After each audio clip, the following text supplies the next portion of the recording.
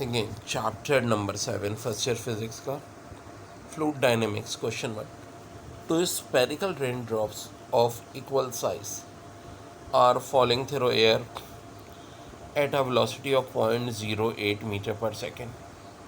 If the drops join together forming a large spherical drop, what will be the new terminal velocity? तो देखो formula जो होता है terminal velocity का we T बराबर होता है 2LG r² upon 9 new.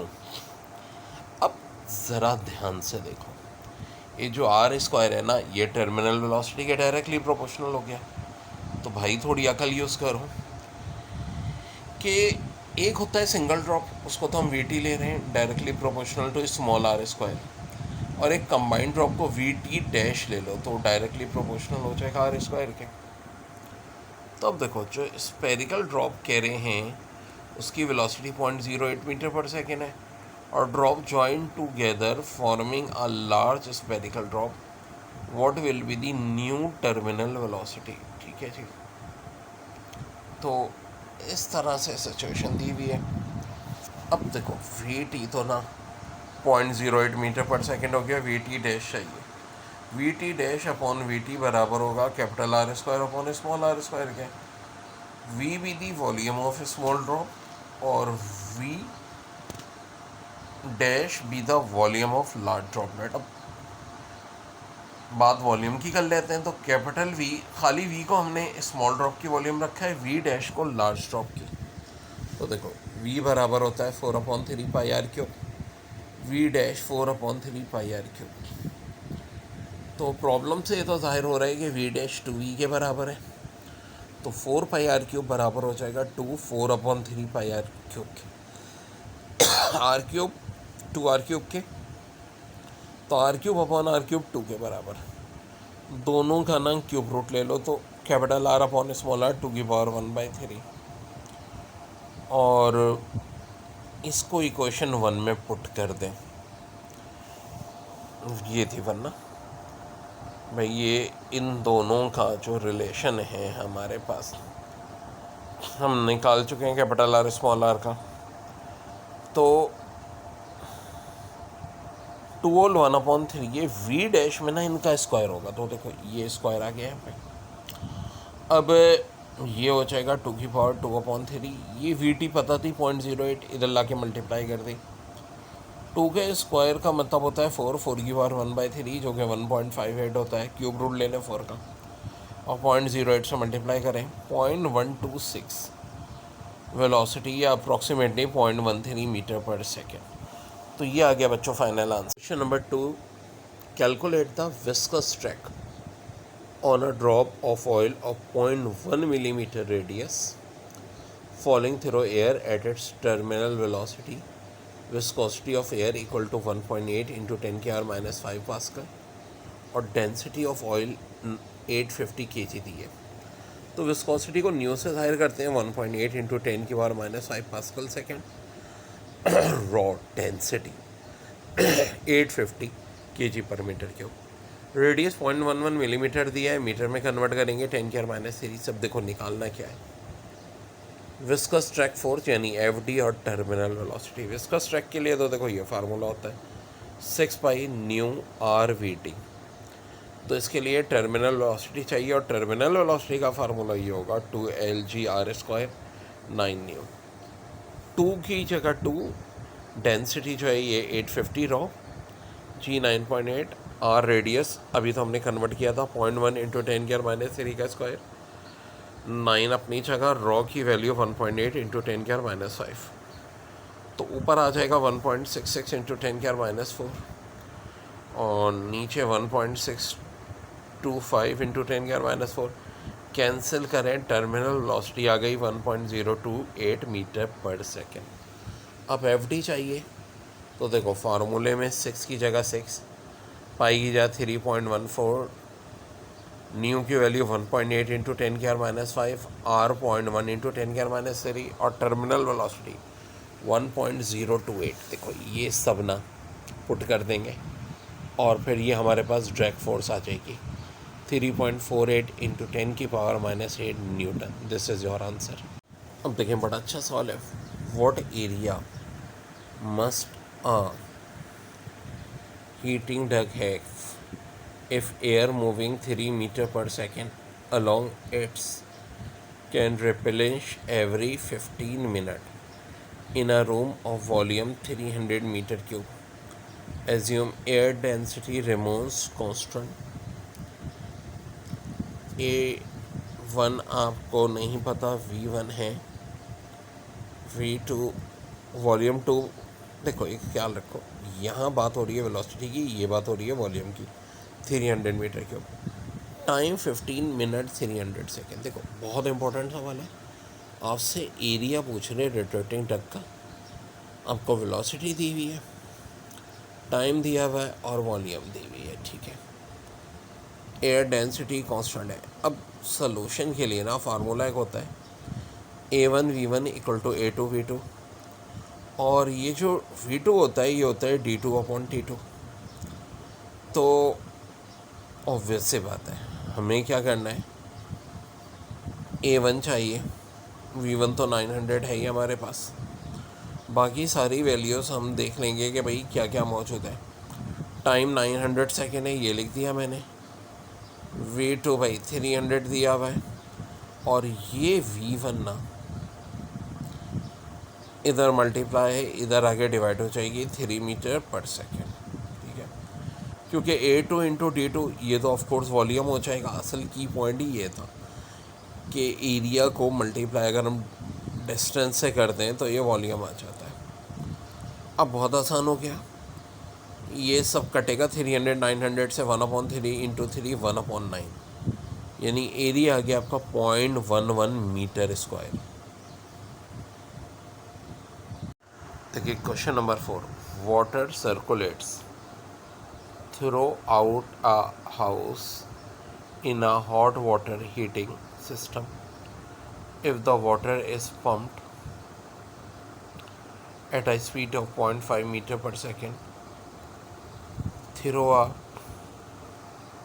4 centimeter diameter pipe in the basement under a pressure of 3 atmosphere, what will be the flow speed and pressure in a 2.6 centimeter diameter pipe on the second floor 5 meter above? Assume the pipes do not divide into branches. Well, समझो सारा इसे। Velocity 0.5 metre पर second है, R1 2 centimetre यानी 0.02 metre हो जाएगा। Pressure 3 atmosphere यानी 3 into 10⁻15 pascal हो जाएगा।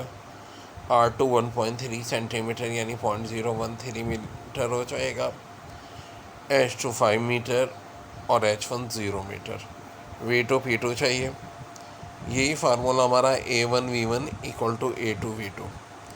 अब देखो, एरिया खुद पाई आर स्क्वायर होता है, इसे लिख सकते हैं πr1 square into V1 equal to πr2 square into V2। इस तरह V2 क्या हो जाएगी जनाब, R1 का square into V1 divide by πr2 square. R1 0.02 है, इसका स्क्वायर V1 0.5 है, R2 0.013 है। तो ऊपर तो आ जाएगा 2 इंटू 10⁻⁻4, नीचे 1.69 इंटू 10⁻⁻4, 1.182 मीटर पर सेकेंड, या ऑलमोस्ट कहने 1.2 मीटर पर सेकेंड। अब देखो, ये जो सिचुएशन है ना, कांस्टेंट हम कहते हैं P plus half rho V square plus rho GH। तो अब P1 तो वैसे ही है, half rho 1 V1 plus half rho G1 H1 equal to P2 plus half rho 2 V2 plus rho G2 H2 square. अब P1 3 इंटू 10⁻5 है। अब जो चीज़ें कैंसिल हो रही हैं ना दोनों साइड से, उनको कैंसिल करते जाइए, ठीक है। आगे देखें, अब ये सिचुएशन हो गई,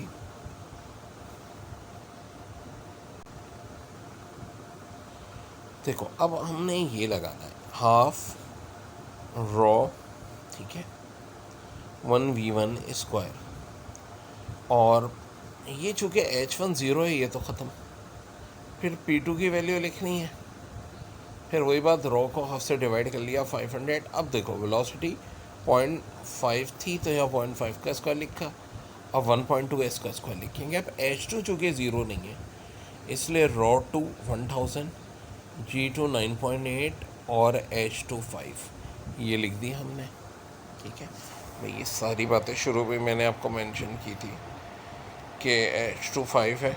ठीक है, और इसी के साथ साथ हम सारा काम कर रहे हैं, H1 0 है तो यहाँ तो ये ज़ीरो आ गया। अब देखो 0.5 का स्क्वायर है, 500 से मल्टीप्लाई करो 125। इसी तरह ये 1.2 का स्क्वायर है, 500 से मल्टीप्लाई करो 720, और 1000 इंटू 9.8 इंटू 5 49,000। अब हमें P2 को एक तरफ रखना है। ठीक है भाई, तो इन दोनों को प्लस करो और ये दोनों चीज़ें ना उधर ले जाके माइनस कर दो। 720 और 49,000 का सम ये आया, ये माइनस किया तो P2 आ रहा है मेरे पास 250405 या 2.5 इंटू 10 की पावर 5 पास्कल, और 10 की पावर 5 पास्कल एक एटमॉस्फेयर के बराबर आता है, तो 2.5 एटमॉस्फेयर फाइनल आंसर आया। यही करना था। देखो इसमें सबसे अहम तरीन चीज़ ये होती है कि पहले तो डाटा को सही बनाना आना चाहिए, फिर ये रिलेशन पता होनी चाहिए ये वाली, फिर ये पता होना चाहिए कि एरिया पाई आर स्क्वायर होता है। यहाँ से हमें V2 निकालना था, ये बड़ा है हमें। फिर ये जो रिलेशन है ना एंड में, यहाँ सारी वैल्यूज पुट करें, आंसर आ जाएगा। कह रहे हैं what is the volume rate of flow of water from a 1.85 centimetre diameter faucet if pressure head is 12 metre. Well height जो है, प्रेशर हेड से मुराद हाइट 12 मीटर, डायमीटर 1.85 सेंटीमीटर है। मीटर में कन्वर्ट करने के लिए 100 से डिवाइड कर देंगे, और ज़ाहिर है से मज़ीद 2 से डिवाइड करो तो रेडियस आ जाएगा 9.25 इंटू 10⁻³ मीटर। अब सोल्यूशन के लिए ना law of conservation of energy के equal to PE half mv² equal to mgh, v1 square equal to 2gh या v1 इक्वल टू √2gh। जी की वैल्यू 9.8 है, हाइट 12 है, यहाँ से वेलोसिटी आ गई 15.336। अब जो इक्वेशन है कंटिन्यूटी की A1 v1 equal to A2 v2, volume में देखो मसला ये है कि ये फ़िलहाल वेलोसिटी हमने निकाली है जो कि होती है डिस्टेंस अपॉन टाइम, यानी d2/d2। अब हमें अच्छी तरह पता है कि एरिया और डिस्टेंस को मल्टीप्लाई करते हैं वॉल्यूम आ जाती है। एक्चुअली देखो सवाल में पूछा भी गया है, आपसे पूछ रहे हैं वॉल्यूम रेट। वॉल्यूम रेट का मतलब है वॉल्यूम अपॉन टाइम, जो आ गई ये बराबर है A1 इंटू V1। अब A1 का मतलब है पाई R1², V1 अभी हम निकाल चुके हैं बच्चों, ये निकाला है हमने, तो पाई की जगह 3.14, रेडियस ये भी हमने निकाला था, ये देखें ना, ये रहा। शुरू में वैल्यूज़ पुट कर दें तो ये फाइनल आ जाएगा volume upon time rate 4.12 into 10⁻³ metre cube पर सेकेंड। देखिए बड़ा है में the steam of a water emerging from a faucet neck down has it fall, the cross section area is 1.2 centimetre square and 0.35 centimetre square. The two levels are separated by a vertical distance of 45 mm. At what rate does water flow from the tap? तो A1 होगा 1.2 centimetre square यानी 1.2 into 10⁻⁴ metre square. इसी तरह A2 0.35 centimetre square यानी 0.35 into 10⁻⁴ metre square. H1 0 metre है, H2 45 millimetre यानी 45 into 10⁻³ metre. अब V/T चाहिए, तो देखो इनिशियल वेलोसिटी के लिए हम क्या करते हैं, equation of continuity and then law of conservation of energy, इसका इस्तेमाल करेंगे। कैसे करेंगे आइए देखते हैं। भाई A1 V1 बराबर होगा A2 V2 के, या A1 V1 अपॉन A2 बराबर होगा V2 के।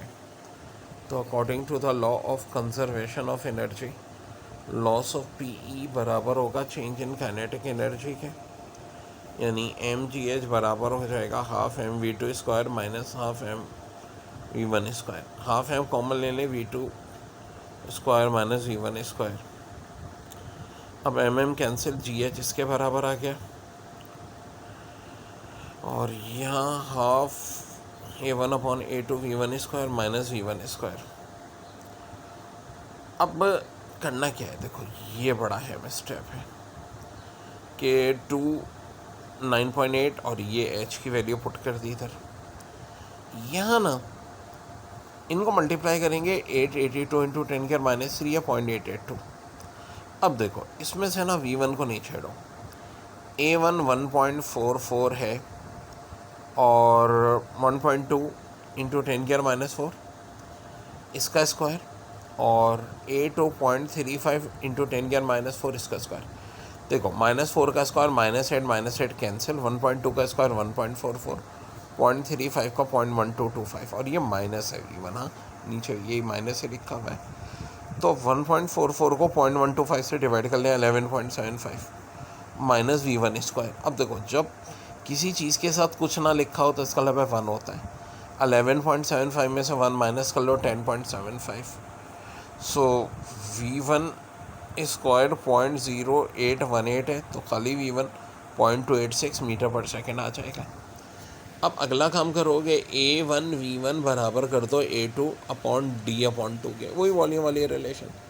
अब a1 पता है 1.2 इंटू 10 के माइनस 4, v1 भी अभी हमने निकाल लिया भाई ये 0.286, ठीक है, इक्वल हो जाएगा a2 इंटू टी, फिर वही बात वॉल्यूम अपॉन टी का मतलब है वॉल्यूम रेट 0.343, ये मल्टीप्लाई हो गया है इन दोनों का इंटू 10 के माइनस 4। इसे हम 3.43 इंटू 10 के माइनस 5 भी लिख सकते हैं, 34.3 इंटू 10 के माइनस 6 मीटर क्यूब पर सेकेंड।